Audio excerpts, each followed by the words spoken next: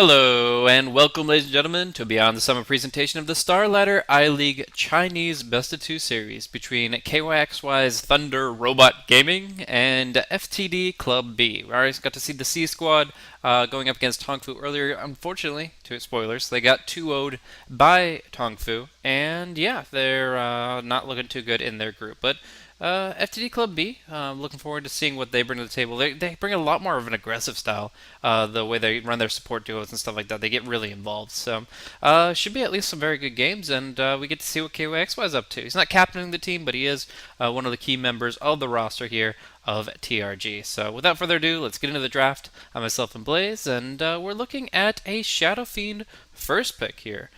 And yeah, it should be a pretty easy response to go with the Slaughter and the Winter Wyvern. Two heroes that I would say synergize with Shadow Fiend more than most others. The Dazzle's still pretty solid though, and that's going to be a great grab for TRG for their second pick.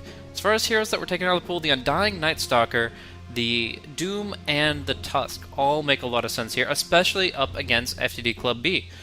James very frequently runs the Night Stalker and tries to pick it up for phase 1 so he can roam around with it. So I can definitely see that being a pick here that you don't want going up against your SF. Your Dazzle doesn't want to constantly have to rotate in lanes and shallow grave your SF under heavy fire. He's not going to get farmed that way. So overall, just a good opener, and shows that both teams have a pretty decent understanding of one another. So moving into phase 2, we've got ourselves a Wind Ranger ban. Obviously the Slaughter amp damage with Wind Ranger can be pretty crushing, but I'm worried a little bit about the Gyrocopter pick. Of course, FTD.B have first pick in phase 2. They can snap grab that Gyrocopter, and it'll work really well with the Slaughter and the Winter Wyvern together. So I think that might be something that Thunder Robot Gaming have to look to ban out, or they're going to be at least at a disadvantage in terms of the 5-man between the two teams. So they have obviously some good farm potential. Not as much if SF was on Radiant, but still, at least you get probably the hard camp stack out for you, and you have the weave potential for your fights. Juggernaut's going to be the other band, though. They're worried about that a little bit more than the Gyrocopter. Of course, Juggernaut, you get the Arctic Burn to set up the spin in lane, and then invites, maybe a Crush can enable you to get a really good Omni Slash off. So obviously some great potential with that as well. 10 seconds remaining. 5 seconds. Darkseer going to be banned out by FTD.B, followed by the Gyrocopter themselves. They grab an Ember Spirit, and yeah, that's a pretty interesting pick in context. But with Dazzle lacking Disable, Ember Spirit already gets a little bit of free reign over the map here, and could just maybe farm the safe lane. Ember Spirit against SF. It's a pretty hard matchup, I would say, for the Ember Spirit. While the Flame Guard can be kind of equal to Raises in terms of the back and forth there spell-wise, just overall, the fact that Shadow Fiend has that heavy right-click damage as his soul builds up, and the Ember Spirit has such a low base armor value, I gotta say, I don't feel confident Ember sitting in the mid. So I'd rather see Ember on the safe lane, and that would be him with the Wyvern up against a Beastmaster. Beastmaster is a pretty interesting grab for phase 2, and specifically for the third pick here. Some teams prioritize that hero a lot more than others, but here it seems to be something that maybe TRG just feel a little bit more comfortable with. Looking at their... well, we don't actually have much history on them. The only Dota buff entry, at least, is actually a single game in the Summit, which I believe I cast, them versus Newbie Young. So if they have other picks, it's not listed here. And that's unfortunate, but oh well. Yeah, we'll be looking into the Beastmaster off lane. Obviously has some good push potential. This couldn't be a level 1 Roche, right? Presence of the Dark Lord, Inner Beast, and then the Shadow Wave heals from the Dazzle. It's like a super push strat, you know? But no, it's probably something a little bit more cut and dry. Just going in and having the Roar for the Ember Spirit to kind of lock him down if the overstays is welcome. The Beastmaster getting a Blink Dagger will be really important for that.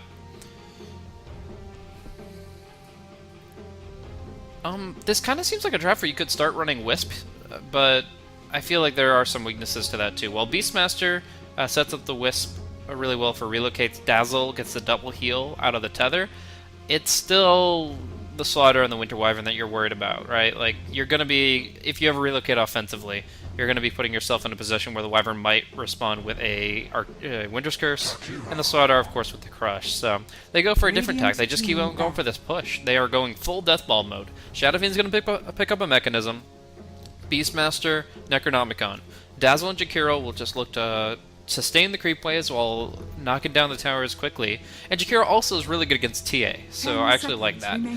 I feel like TRG are going to be on a time limit for this game, though, because they don't have any great way of controlling the Ember Spirit beyond just that Beastmaster Roar. So I would say that in general, they want to go ahead and start pummeling the towers very quickly. And I'm curious what the best hero they think is for that. Luna is a rarely picked but very solid lane pusher with her Lunar Blessing aura. And she's the Wind Ranger, and I'm not sure. I mean, Clinkz is still pretty solid in that capacity too. They very clearly want to knock these towers down. Could go for the Lone Druid. This is actually a hero that they picked up a month ago in the one match that I have to work with for information on them. KOXY actually ran a safe lane Lone Druid. Fortunately, it didn't work out for them, but maybe they could run it again. Lone Druid, Jakiro, Beastmaster, Dazzle, SF. I think it really is just one of those hard push lineups that can end the game quickly. Lycan and Lone Druid being the two melee pushers, really, more than any other. But FTD Club B, they're going to be picking first in this final phase. They don't get the Earthshaker option. Obviously, that would be a great high ground defender. But there are a couple other heroes that can turtle pretty well. Keeper of the Light is actually really solid in this situation. They have to know they're up against heavy push. So, while Tree and Protector isn't great against Jakiro's Liquid Fire, the Keeper of the Light clearing out the creep waves could be pretty solid.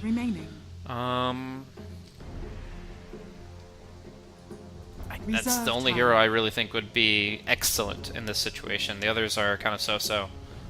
I mean, they could run still dual lanes, get like a Bounty Hunter, and try to gain gold momentum through track if TRG's push ever fails them. But I feel like you have to look for something more defensible. They go with the Bounty Hunter anyways, so there we go. The big problem, I think, with the Bounty Hunter here is everybody's going to be pretty naturally tanky. They're going to go for... they have, obviously, the Shallow Grave from the Dazzle. You're going to have the mech early on the SF.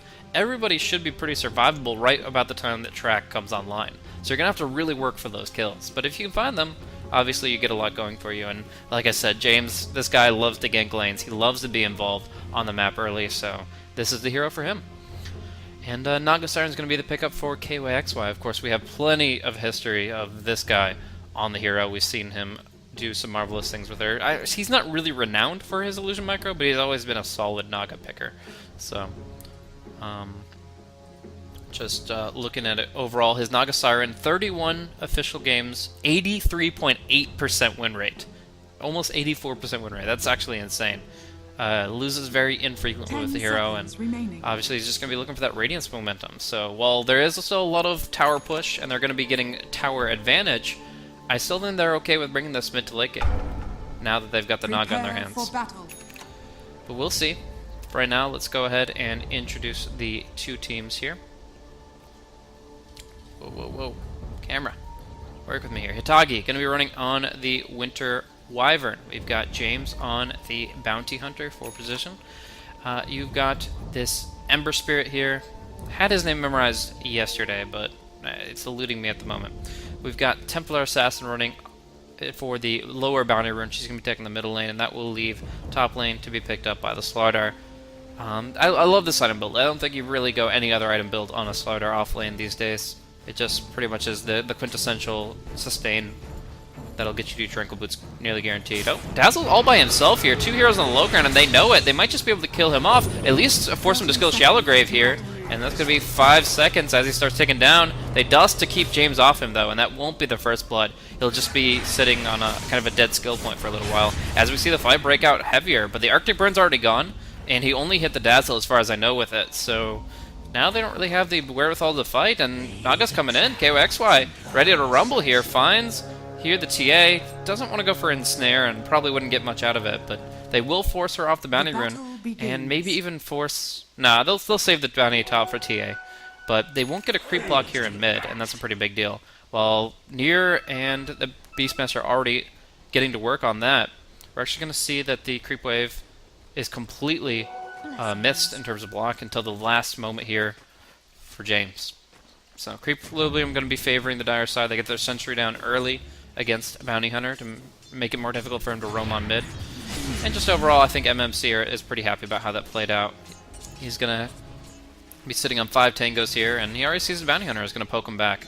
We do see Bounty Hunter tangoing the Sentry as they exchange blows back and forth, and that means that now MMC is going to be a little bit less comfortable.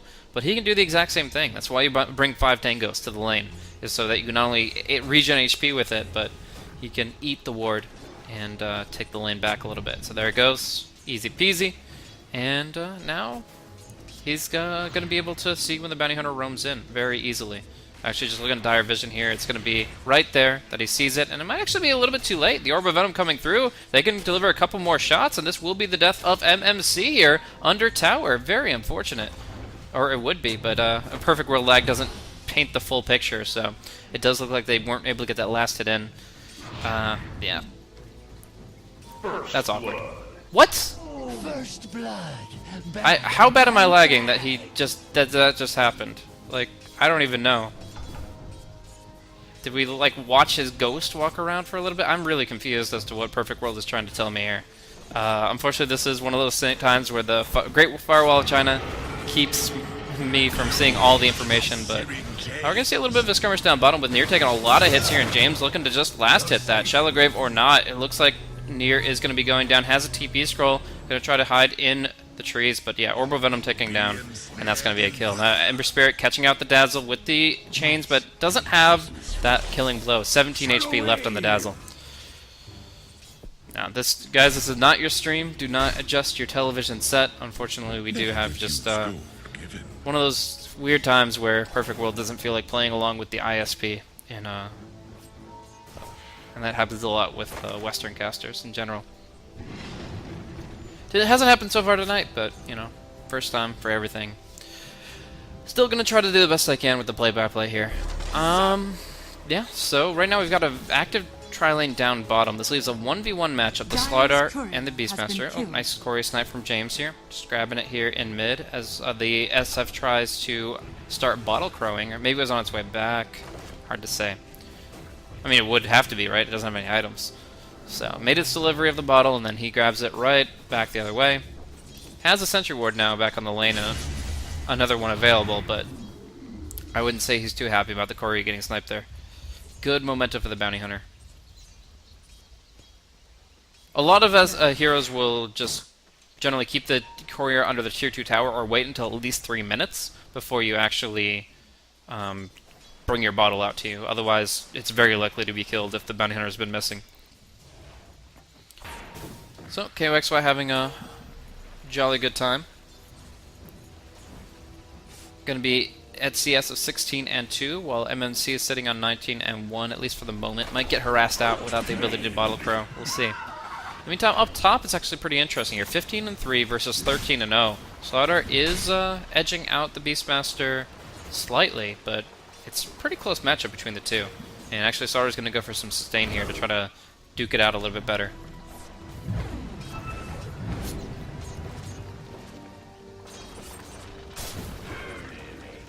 So, unfortunately, the Winter Wyvern doesn't really have much he can do here. He's got Cold Embrace level 1 in case too much damage is flying out, but most of this damage is magical. Just the Dazzle Heal Bomb is really something that you can really negate with the Cold Embrace easily.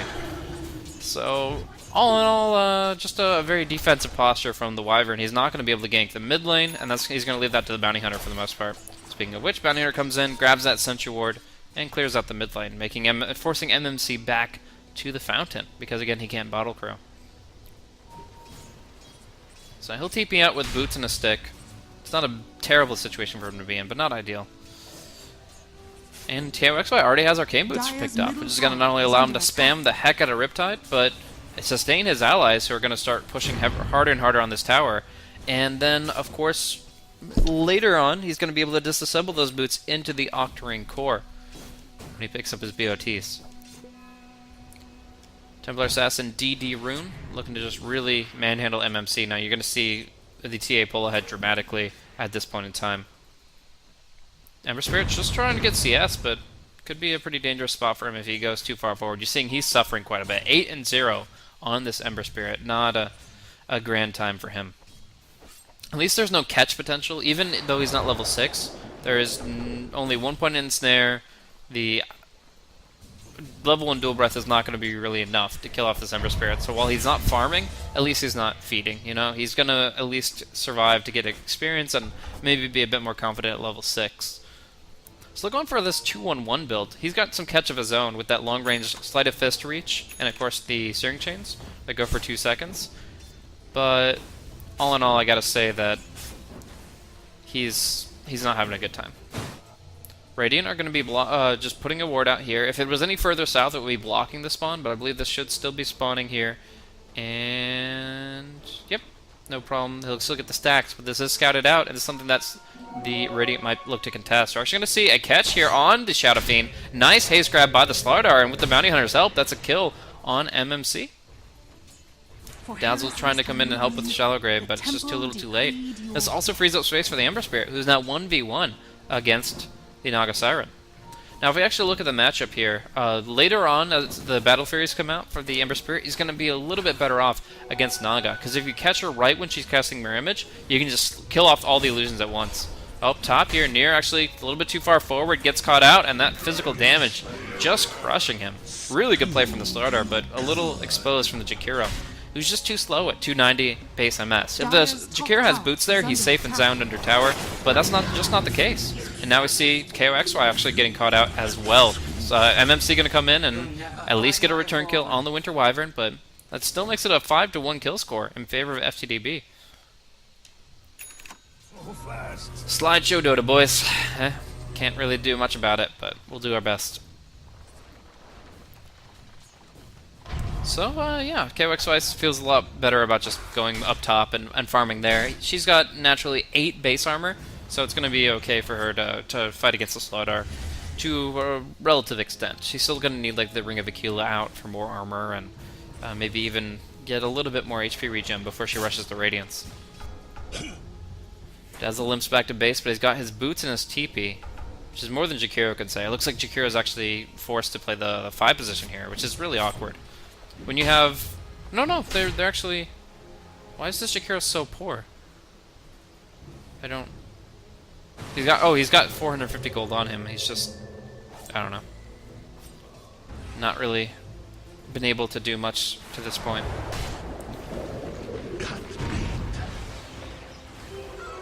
So we're going to see a nice little jump here, but the heal bomb might help turn it around. They will lose the Jakiro, but maybe they can get Bounty Hunter instead. Killing spree for James, but the Riptide will be enough to kill off the Bounty Hunter, and Slardar can't save his ally. We do see Ember Spirit coming in, all the Remnants, all 3 Remnants coming down in the chains, locking down the Dazzle, but that will be song number 1, bailing the Dazzle out, and there's no way for the Ember Spirit to chase him down now. So that is a very long cooldown, a 3-minute ultimate, but it does save the Dazzle's life, wastes all the Ember's Remnants, and of course gets that precious 2nd kill on the board against the Bounty Hunter.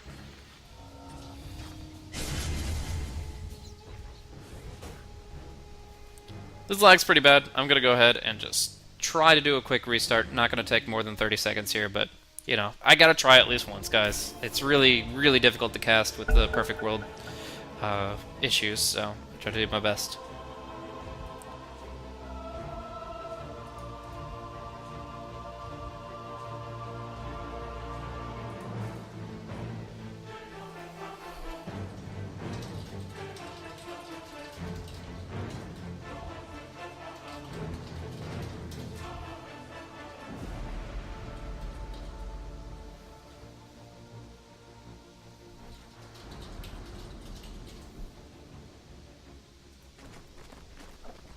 Alrighty, so reconnecting back into it here. We did miss a little exchange here with the Beastmaster. He killed the Wyvern with his roar, but then he paid for it with his life as Slardar comes in. Now we're going to look down bottom as Nier is still going to be cut out. It looks like we're still lagging, but, you know, it is what it is. They kill off the Jakiro, and now we're going to see MMC just run down under tower here. It's really nothing he can do in this situation. Pop your Buckler at least, but no. He gets killed, and that's going to put Bounty Hunter very close to level 6. Dire's middle tower is under attack.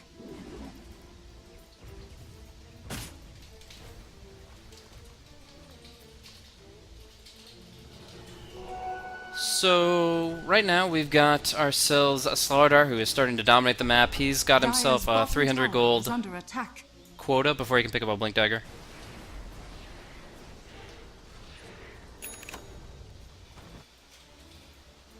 And yeah, we've got 5k net worth up on the Templar Assassin. She's been doing pretty good since they got so much momentum against that Shadow Fiend.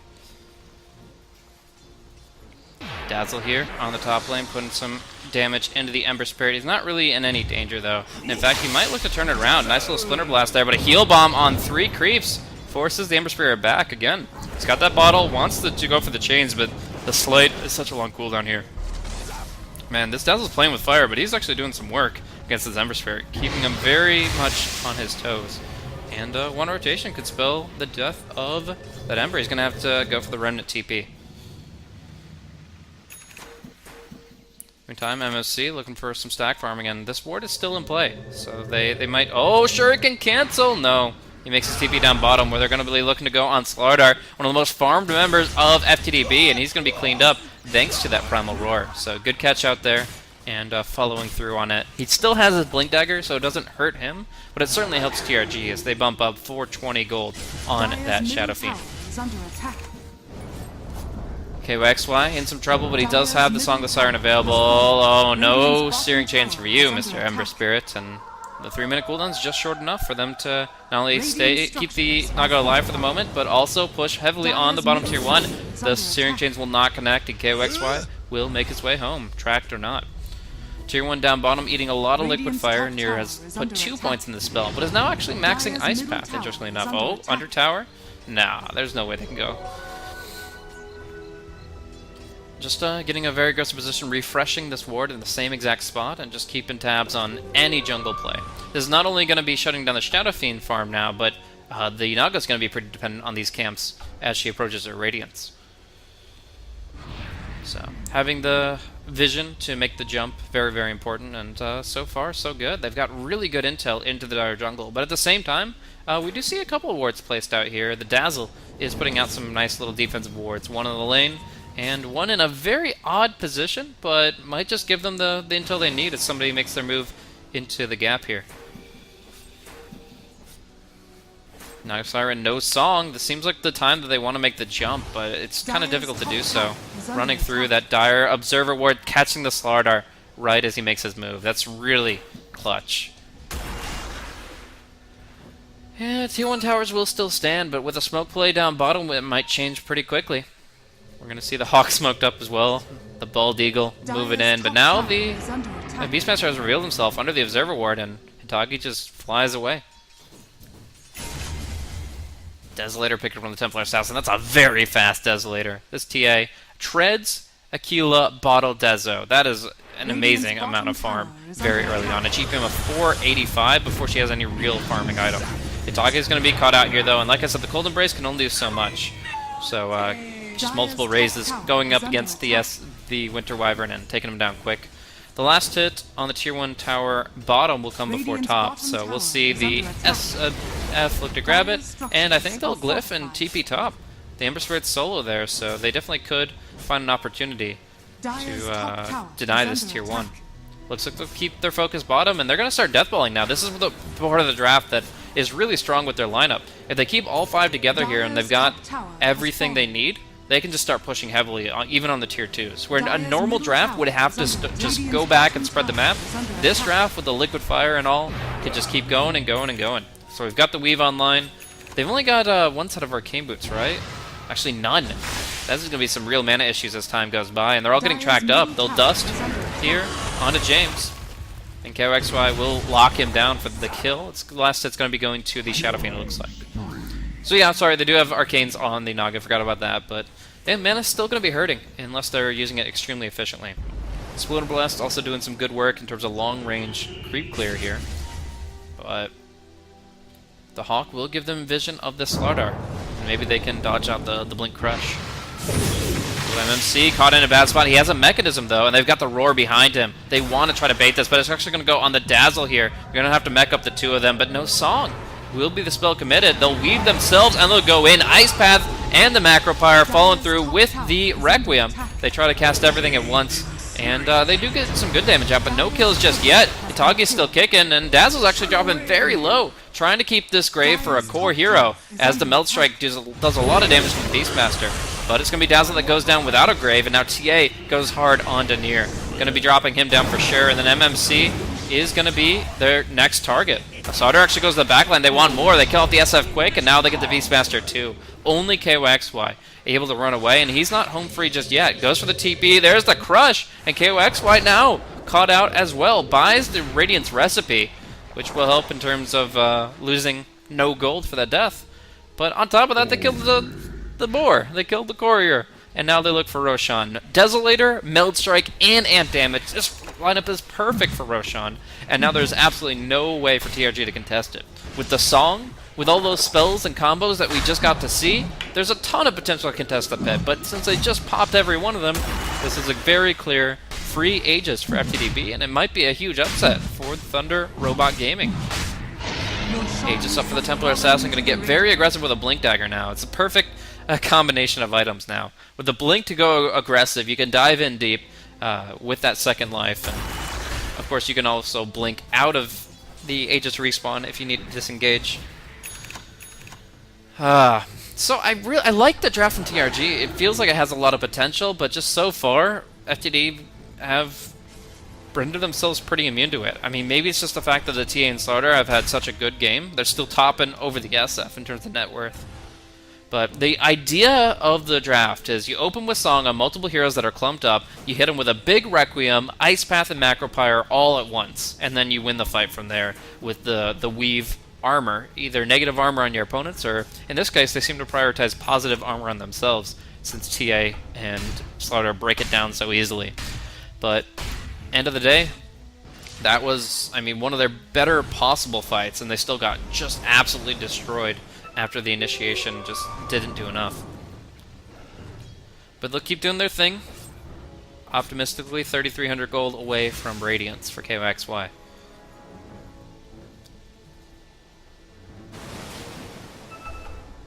So it's going to be MMC going for a BKB, I'm sure of it. SNY, like, you'd want to get an SNY here, but they just need to start fighting again, and BKB is too important for that.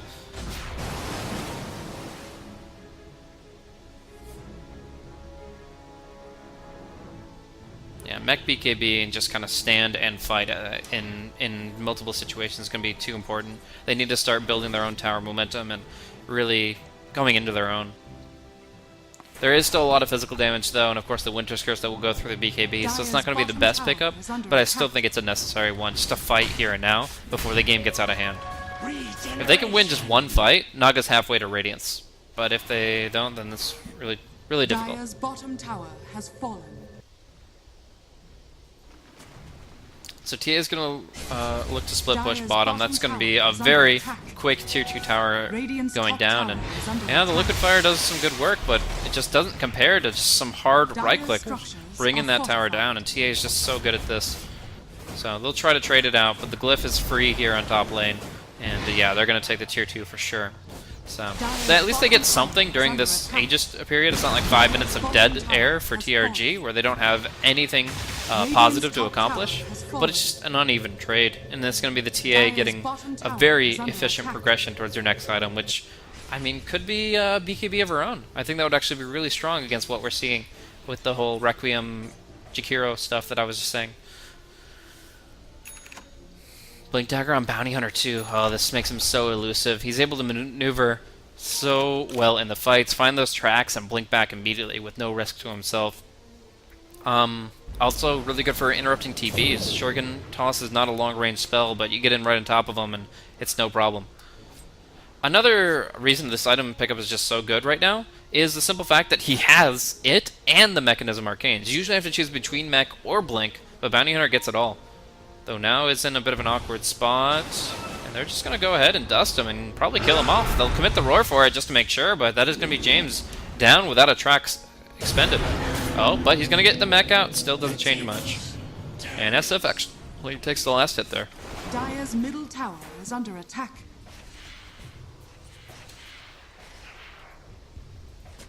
So, tier 2 going to be hit a few times here, but not going to be going down to deny range just yet. And Naga will just try to AoE farm that up a little bit here. He's still got a decent ways to go. 2,200 gold to Radiance. That is really the timer that everybody's looking towards. In these kinds of situations, there's one kind of understated mechanic. Oh, Dazzle. Got to the grave. Gets to run. Looks like he'll be okay, unless they blink back on top of him. Oh, blinking in. Templar Assassin going with the help of Slaughter, but Slaughter's blink will be cancelled still. They get the kill on Dazzle, and everybody else walks away. So there's an understated mechanic that you usually don't get to talk about much as a caster, but it's actually really important in these kinds of situations. And that's the fact that the track debuff shows how much gold the enemy is carrying. It's usually not very worthwhile, but for against this Naga Siren, it's actually really valuable. I'm not sure if they'll know that she has the Radiance recipe stash, but whenever they track Naga, or I think even if they track her illusions, it'll show how much gold she's carrying. And it will show that she's still about 2,000 gold away from that relic, which is just such important information for FTD to know how hard they should press. Yeah, and if you see like 1,800 gold on a Naga here at 21 minutes, you're going to assume that she bought the Radiance recipe already, because there's no way she's that far behind. That would imply that she's like 5,500 net worth, not even. Anyways, as far as net worth values go, we do see a substantial advantage, 18,000, but we're actually going to see a smoke come through, and it's awkward to smoke like that with the Beastmaster as your third hero up the ramp. Maybe they didn't expect a confrontation just yet, but you really want a disable to be on the front of that movement, otherwise, quick blink back, and we're actually going to see that a blink in on Denier that will, again, keep TRG under pressure. Yeah, they've got, what, 3 Blink Daggers and an Ember Spirit? Like, how do you find somebody if you're not ready to roar the second that you break smoke? It's just so difficult.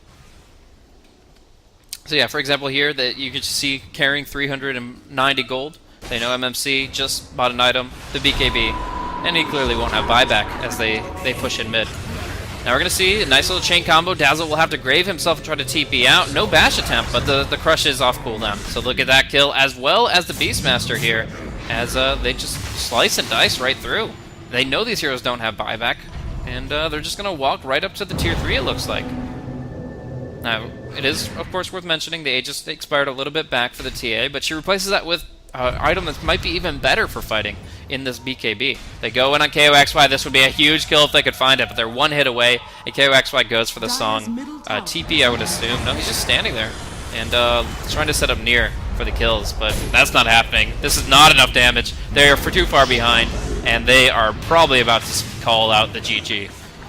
That was just great execution from FTD. They just get the ability to pounce with the Slardar. It's such a strong pick in this situation. The Wyvern Slardar responds to the Shadow Fiend first pick as I think one of the reasons they're doing so well here. Just those heroes in general bring a lot to the table in these quick jump situations, and again, Dazzle has no choice but to grave himself.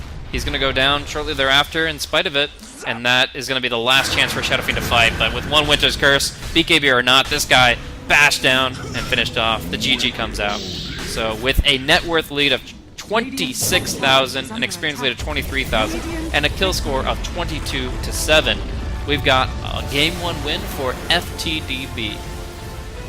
So, taking the first game of this 2-game series. As far as their current record in Group D, it's unless it's not updated. No, they played yesterday, right? They lost 2-0 to Wings. So what we're looking at instead is them getting their first win here in Starladder I-League China, which of course is awesome.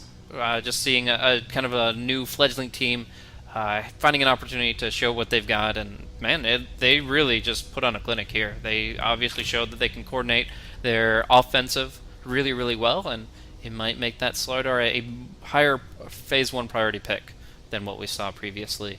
Even the Bounty Hunter executed a lot better than I expected. Had some issue with Sentry Wards, but he still got that kill in the SF, got the Choreo Snipe, and pretty much through that alone shut down MMC. So really, really good usage of the Bounty Hunter from James, as we've seen from him a couple of times before, and we'll see in Game 2 if FTD.B can close it out for a 3-point swing thanks to the 2-0 of the match, or if it's going to be a 1-1 draw that gives TRG at least 1 point here in Starladder I-League China.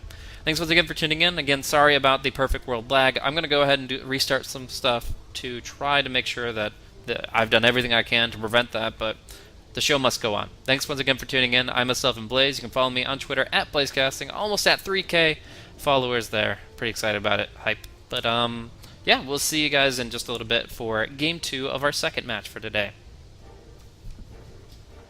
Exciting battle.